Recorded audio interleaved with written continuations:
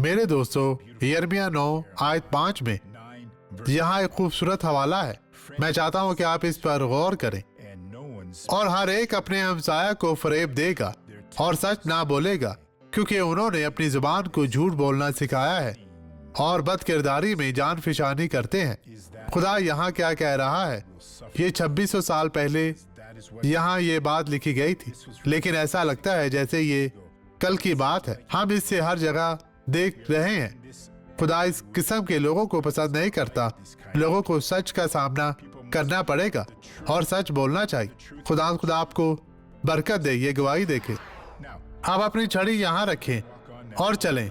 आप इसे यहाँ रख सकती हैं। चले मेरी बहन, चले चले चलती जाए। आप बेहतर हैं। इसे देखे भाइयों। खुदा तेरा शुक्र, तेरी तारीफ हो। यहाँ वापिस आए, वापिस आए, वापिस आए बहन, वापिस आए। तेज तेज चलती हुई वापिस आए। तेज चले, तेज चले, तेज चले। इस तरह तेज चलते हुए आगे बढ़े। चलना शुरू करें। अभी आप दौड़ना भी शुरू करेंगी। उस तरफ फिर से जाएं। दौड़ना शुरू करें। दौड़े मेरी बहन, दौड़े दौड़े।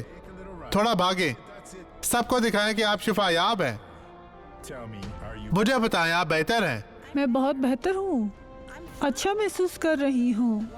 आप वहाँ छड़ी का क्या करने जा रही हैं? ये मेरी बहू की है। मैं इसे वापस दे दूंगी।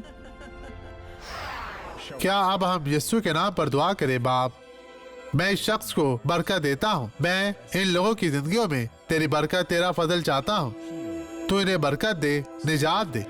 इन्हें छू पाक साफ और मसा कर और खुदावंद इन्हें माफ कर। यीशु के नाम में खुदावंद आपको बरकत दे। आमीन।